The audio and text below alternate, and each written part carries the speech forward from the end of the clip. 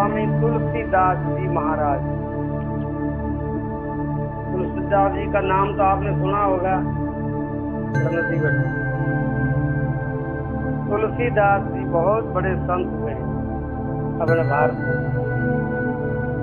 हम सुना है। हाँ। इतना सब मानते हैं कि गोस्वामी जी तुलसीदास जी का जन्म ब्राह्मण कुल में हुआ था और जन्म के कुछ ही बाद माता पिता से उन्हें अलग होना पड़ा।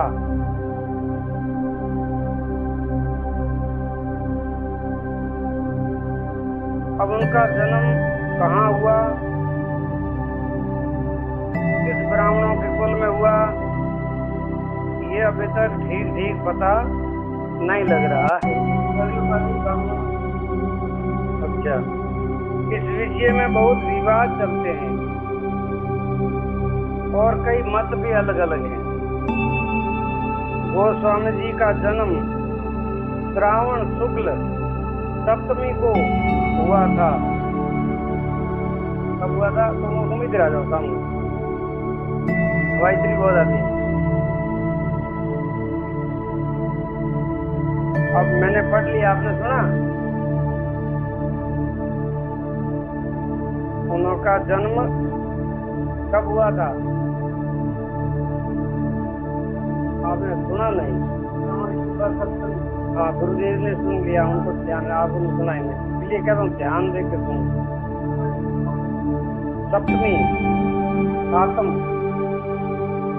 और उसी से उस दिन तुलसी जयंती मनाई जाती है। सीधे बैठो। गोस्वामी जी ने अपने विषय में अपने ग्रंथों में जो कुछ लिखा है उसे जान पड़ता है कि उनका बचपन बड़े कष्ट से बीता। बचपन उनका बहुत कष्ट से बीता, बहुत दुख से बीता। देखो, कोई किसी का जन्म सुख से बीतता है, किसी का जन्म कष्ट से बीतता है, होता रहता है। तो वो ज्यादातर साधुओं के साथ घूमते रहते थे। कष्ट था तो भी वो साधुओं के साथ ज्यादा बैठते थे। समझा रही बात? इस साधु संघ के प्रभाव से बचपन से ही उनके हृदय में भगवान के राम की भक्ति उनके हृदय में जागृत हुई। उनको राम जी बहुत प्यारे लगते थे, तो उनके भीतर राम भक्ति का भाव जागृत हुआ। किसके? किसके हुआ है? हाँ, गोस्वामी, पूरा नाम बताओ। तुलसीदास जी। काशी में रह करके तुलसीदास जी ने विद्या अध्ययन किया। उन्हें विद्या अध्ययन कहाँ किया? काशी में रह करके किया। काशी जो क्षेत्र है वो विद्या का गुरु है। बड़े बड़े विद्वान, बड़े बड़े संस्कृति के ज्ञाता ज्यादातर काशी में हुए थे। इसीलिए तुलसीदास जी भी काशी पढ़ने के लिए गए। अंदर पढ़ने का शौक होता है, लगन होती है, ये तो बड़ा विद्वान है, काशी पढ़ करके आया। ऐसे लोग मानते थे, ये तो काशी पढ़ करके आया। ओहो, तो काशी पढ़ करके जो आता था वो लोगों की दृष्टि में महान माना जाता था। और फिर बाद में विवाह करके वो गृहस्थी भी हुए। उनकी पत्नी का नाम था रत्नावली।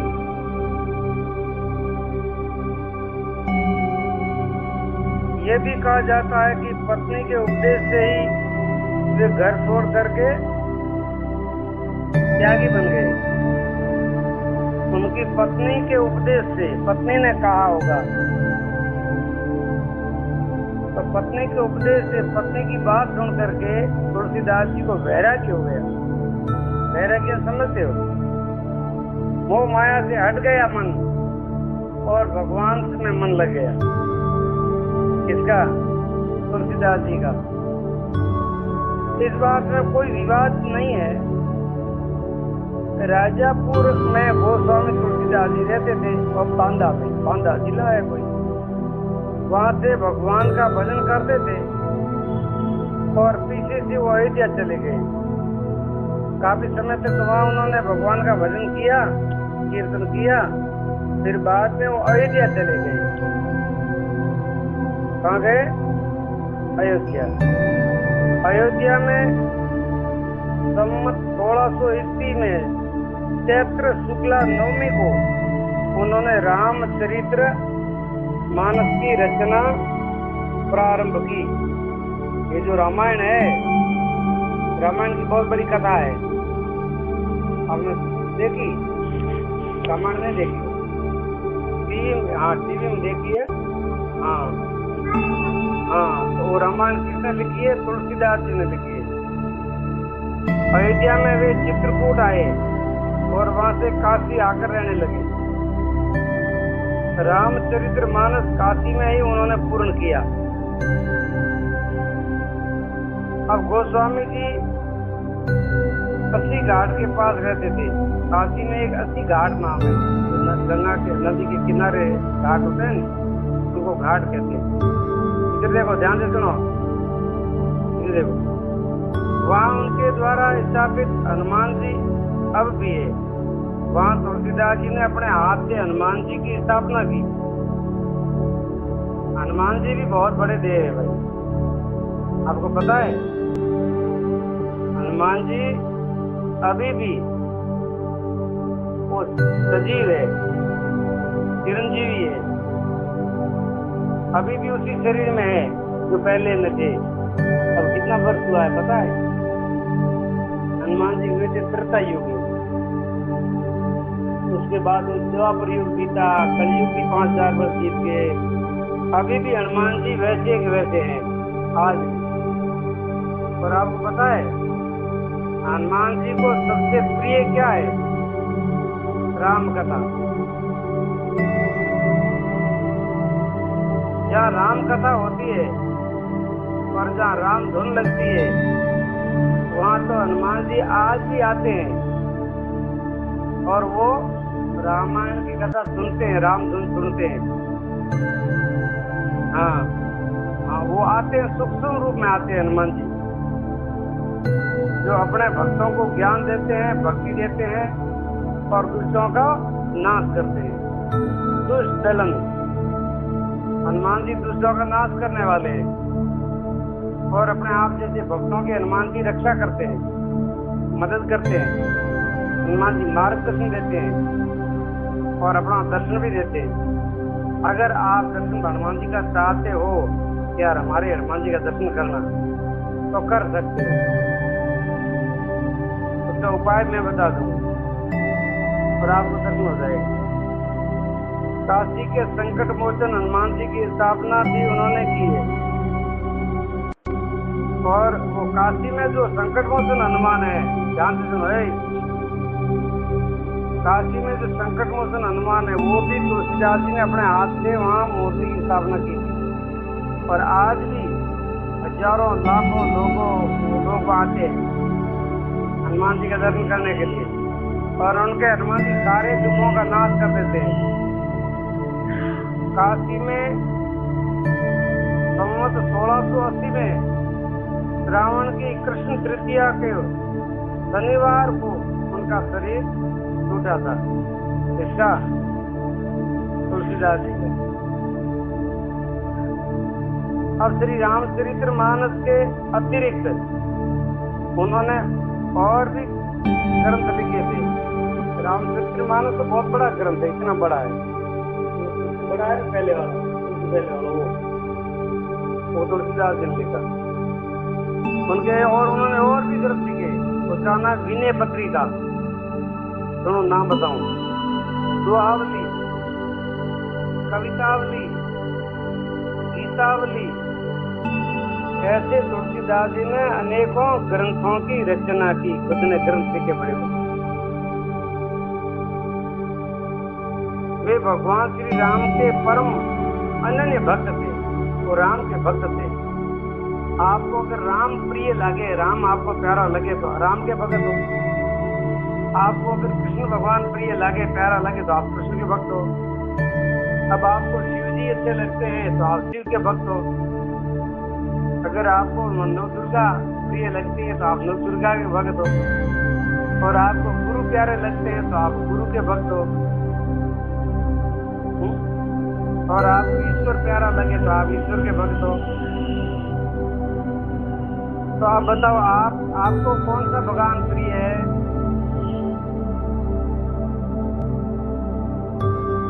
इनको गुरु प्रिय है। आपको क्या प्रिय है?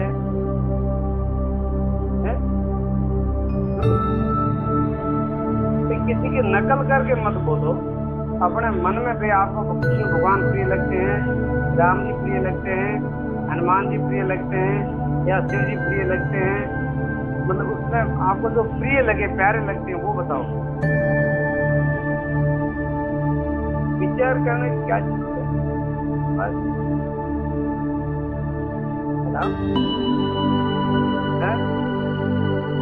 कृष्ण भगवान, तो आप कृष्ण के भक्त हो। तो आप कृष्ण के भक्त हो तो आपसे गुरु प्रसन्न हो जाएंगे। आप अगर शिव जी के भक्त हो, आपको शिव प्रिय है तो आप शिव के भक्त हो, बहुत बढ़िया है, गुरु आपसे ऊपर प्रसन्न हो जाएंगे। गुरु शिव रूपी गुरु है, कृष्ण रूपी गुरु है, राम रूपी गुरु है, हनुमान रूपी गुरु है, शक्ति रूपी गुरु है। गुरु सबसे बड़े हैं, ठीक है। तो अपने सभी उन्होंने तुलसीदास जी ने अपने ग्रंथों में उन्होंने अपने इष्ट देव का भी गुणगान किया। उनका जो इष्ट देव है, सुनो, तुलसीदास जी का इष्ट देव कौन है? तुलसीदास जी को कौन से भगवान प्रिय हैं? अभी तो बात हमने बताई थी, राम जी। बहुत अच्छी बात, हाँ, राम जी उनको बहुत प्रिय है। किंतु किसी देवता में उनकी अश्रद्धा भी नहीं थी, वो किसी की निंदा नहीं करते थे। सब देवता जो हमारे सनातन धर्म में जो जितने देवता है वो जो भगवान के रूप है। बहुत से देवताओं की उन्होंने स्तुति भी की है, किंतु सबसे प्रिय राम भक्ति का ही वरदान उन्होंने मांगा। उन्होंने शिव जी की तपस्या भी की, जैसे तुलसीदास जी ने शिव जी से ही मांगा कि प्रभु मुझे राम की भक्ति दो।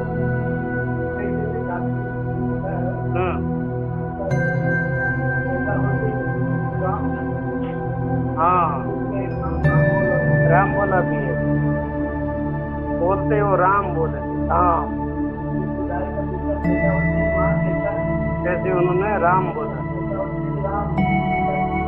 जन्म लेते ही बोला राम, तो वो उसका नाम है राम बोला भी है।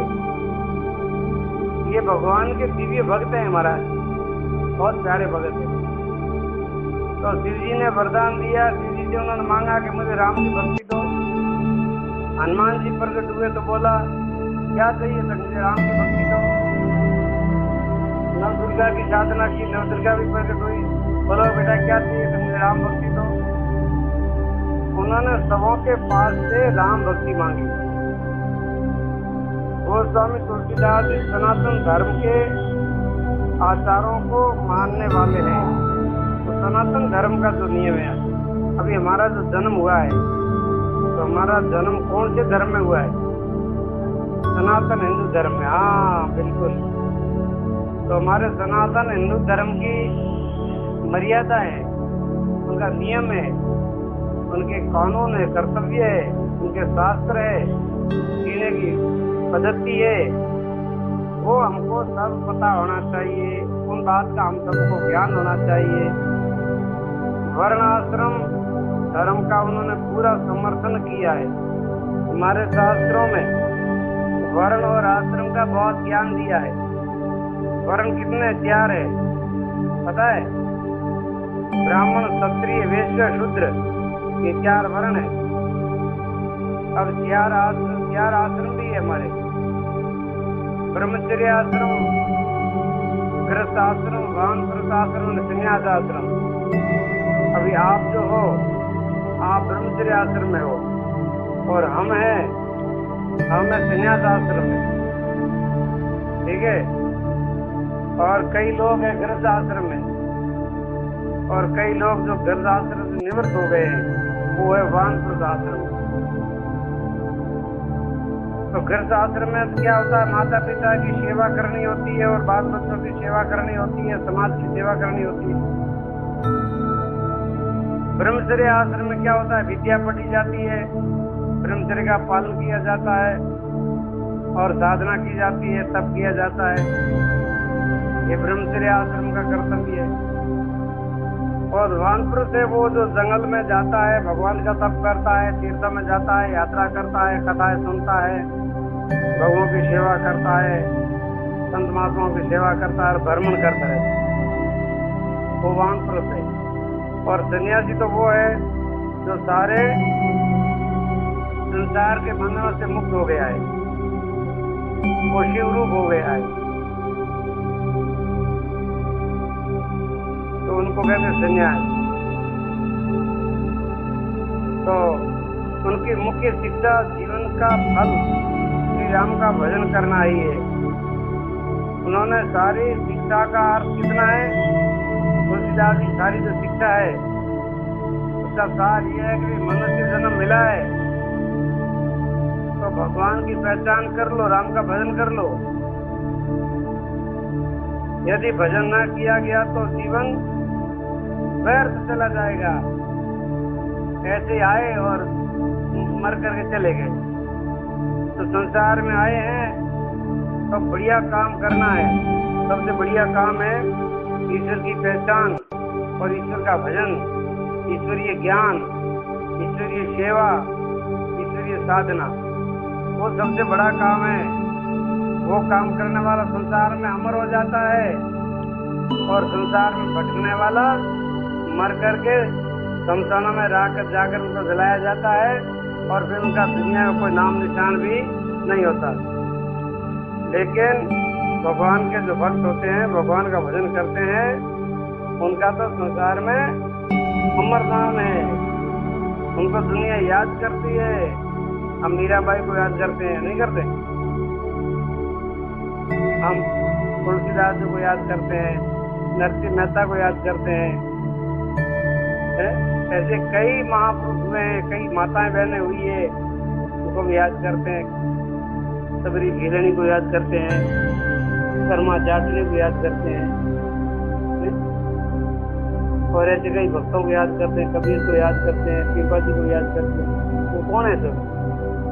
वो सब भगवान का भजन करने वाले हैं, भक्त हैं, संसार में रहते हुए भी भजन किया करते हैं। भगवान पर उनका इतना दृढ़ विश्वास था कि उन्होंने कहा, बने तो रघुवर राम ते,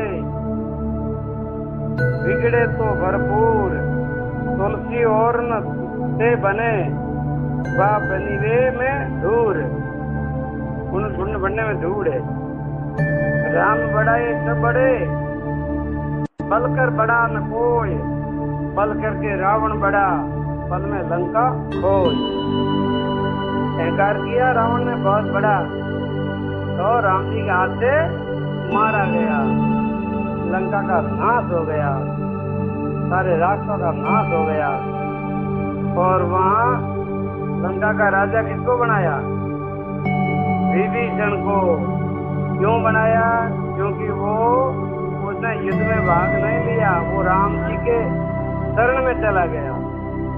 राम जी ने कहा, ये विभीषण तो मेरा बहुत प्यारा भक्त है, अपने भाई को छोड़ करके मेरे साथ आ गया है, राज लंका छोड़ करके मेरी शरण में आ गया है। तो राम जी ने आशीर्वाद क्या दिया?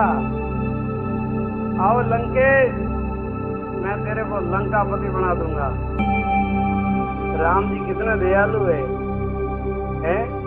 रावण को मारने के बाद में लंका का राज राम जी ने नहीं लिया है, आजकल के नित्य राजगद्दी के लिए मरते हैं कि नहीं। लेकिन राम जी ने वो राज किसको दिया? विभीषण को दिया, तुम राज करो, हमको जरूरत नहीं है। राम कैसे दयालु है, शत्रुओं का नाश करने वाले और अपने भक्तों की रक्षा करने वाले। कैसे राम का नाम लेना चाहिए, कैसे राम से प्रेम करना चाहिए, कैसे करें? जैसे तुलसीदास जी ने किया, कैसे करो। अब तुलसीदास जी के जीवन की जो शिक्षा है वो मैं आपको बताता हूँ। किया राम में सब जग जानी, करहूं प्रणाम योरी जुग पानी। अब तुलसीदास जी क्या कहते हैं? जितने भी पुरुष है वो राम का रूप है, और जितने भी स्त्रियां हैं वो सब सीता का रूप है। ऐसा देखोगे तो आपकी बुद्धि खराब नहीं होगी। सिया राम मैं सब जग जानी, करहूं प्रणाम योरी जुग पानी। पानी कहते हैं हाथ को, युगल कहते हैं दोनों को। दोनों हाथ जोड़ करके मैं प्रणाम करता हूँ। स्त्रियों को सीता रूप देखता हूँ, भाइयों को राम रूप देखता हूँ। ये हमारे संतों की दृष्टि है। यानी मंगलमय दृष्टि रखोगे तो तुम्हारा कल्याण हो जाएगा। अब देखो, सकल सुकृत कर बड़ फल एहू, राम जिया पद सहज सनेहू। पुत्रवती युवती जग सोई, रघुपति भगत जासु सुत होई। हा। धन्य है वो माता जो आप जैसे भक्तों को जन्म देती है। ऐसी माता धन्य है जो भगवान के भक्तों को पैदा करती है। नहीं तो वो भी माता है जो राक्षसों को पैदा करती है, राक्षसों को भी पैदा करती है, वो भी माता ही है। नहीं, आप जैसे वीरों को, आप जैसे भक्तों को, देश भक्तों को, योगियों को, तपस्वियों को जन्म देती है, वो माता भी धन्य है। तुलसीदास जी लिखते हैं, नेतरु बाज भली बादी बिहानी, राम विमुख सुत ते हित जानी। भाव कुभाव अनक आलसु, नाम जपत मंगल दिसद सहू। सोई सर्वज्ञ गुण सोई ज्ञाता, सोई मई मंडित पंडित दाता। धर्म परायण सोई कुल त्राता, राम चरण जा कर मन राता। नीति निपुण सोई परम शयाना, श्रुति सिद्धांत नेक तई जाना। तो कवि कोविद सोई रण धीरा, तो चल साड़ी बजे कोई रघुवीरा। छल कपट छोड़ करके, अहंकार छोड़ करके, काल क्रोध छोड़ करके, आलस्य छोड़ करके, गुस्सा छोड़ करके, और आप भगवान का नाम लोगे तो भगवान आपके साथ में रहेंगे, आपके आस पास में रहेंगे भगवान। इसलिए लाभ कहीं कछु हरि भक्ति समाना, जे गावे सुखी संत पुराना। जो आप देखो एक बात बताओ, इस जीवन में सबसे भारी लाभ क्या है? सबसे बड़ा लाभ है भक्ति। हाँ, बहुत बढ़िया बात। इसलिए इस जीवन में बहुत बड़ा लाभ है, वो भक्ति है। अब हम भक्ति का धन कमाएंगे, भगवान के नाम का धन कमाएंगे, और इस ज्ञान की गंगा में, कथा की गंगा में डुबकी लगाएंगे। ऐसा करके हमें हमारा जीवन को सफल बनाएंगे और माता पिता को धन्यवाद दिलाएंगे, अपना जीवन श्रेष्ठ बनाएंगे। भारत के ऋषियों मुनियों का जय जयकार करेंगे, भारत के सनातन धर्म का जय जयकार कराएंगे, धर्म का प्रचार करेंगे, भगवान का प्रचार करेंगे, और हमारे जीवन को हम सफल बनाएंगे। यह आज की कहानी का नाम क्या था पता है? गोस्वामी तुलसीदास जी की जीवन शिक्षा। तो गोस्वामी तुलसीदास जी के जीवन की शिक्षा आपको सुनाई है। आप इनको याद रखना, आप इनको ध्यान में रखना, और कभी मौका मिले, समय मिले तो जरूर तुलसीदास जी ने जो रामायण लिखी है वो रामायण आप खुद पढ़ना। अपने पास हर शास्त्र है, ये सब पढ़ने के लिए है। किसी का मन हो, कभी भी मन हो तो आप पढ़ सकते हो, और आप शिक्षा ज्ञान प्राप्त कर सकते हो। अपने घर में गीता रखो, अपने घर में रामायण की किताब रखो, अपने घर में धार्मिक किताब रखो, कभी भी उनका नमस्कार करो, उनका पूजन करो, टाइम मिले तो कभी पढ़ लो। जब आपको पता चलेगा हमारी बाकी सनातन संस्कृति कितनी महान है। इसलिए अपने धर्म में जीना और अपने धर्म में मरना, अपने देश के लिए जीना और अपने देश के लिए मरना। अपने देश के लिए कितने शूरवीर हो गए हैं जिन्होंने अपने जीवन की बलिदान दे दी। आज उनका दुनिया में नाम अमर है। और आज भी धर्म के ऊपर रात और दिन हमारे फौजी भाई आतंकियों के साथ में लड़ते हैं और उनको मारते हैं। जब हम शांति से बैठे हैं, अगर हमारे ऐसे वीर पुरुष देश की रक्षा नहीं करते तो आप और हम यहाँ शांति से अपने को कोई नहीं बैठने देता बेटा। इसलिए कभी मन हो तो फौज में जाकर के भी देश की रक्षा कर सकते हो। कभी मन हो तो तैयारी कर लेना, कभी हवाई जहाज का पायलट बन जाना, कभी बड़ा बड़ा ब्रिगेडियर बन जाना, बड़ा बड़ा जनरल बन जाना फौज का, और सारे आतंकियों को मार देना, दुष्टों को। अपने धर्म के खिलाफ कोई भी आंख उठा करके भी ना देख सके, हमारे देश के विरोध कोई नजर उठा करके नहीं देख सके, ऐसा भीतर जज्बा रखो। संगठी सुभाष चंद्र बोस जैसा, भगत सिंह जैसा, महाराणा प्रताप जैसा, क्या बात है, कैसे कैसे महापुरुष है। उन्होंने अपने जीवन की बलिदानी दे दी बेटे अपने लिए, अपने देश के लिए। तो हम भी आए हैं, कुछ करके जाएंगे, नाम करके जाएंगे, दुनिया में नाम रोशन करके जाएंगे। ठीक है, तो इन सब आज की कहानी के साथ में अपने को ये शिक्षा मिली है, देशभक्तों से हम देशभक्ति सीखेंगे, गुरुजनों के पास से हम भगवान की भक्ति सीखेंगे, और माता पिता की सेवा करके, गुरुजनों की आज्ञा का पालन करके, धर्म की मर्यादा का पालन करके हमारे जीवन को हम श्रेष्ठ बनाएंगे। बोलिए भारत माता की।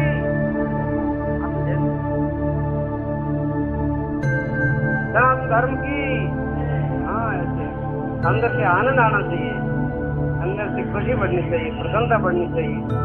तो धर्म की जय होती है, ईश्वर की जय होती है, गुरुजनों की जय होती है, माता पिता की जय होती है, गौ माता की जय बोली जाती है, सीता माता की जय बोली जाती है, गंगा मैया की जय बोली जाती है, सनातन धर्म की जय बोली जाती है। ये सब जय के लायक है। बोली सनातन धर्म की। आज की कहानी को यहाँ विश्राम, और कल कहानी आएगी मीराबाई। मीराबाई हरि ओम।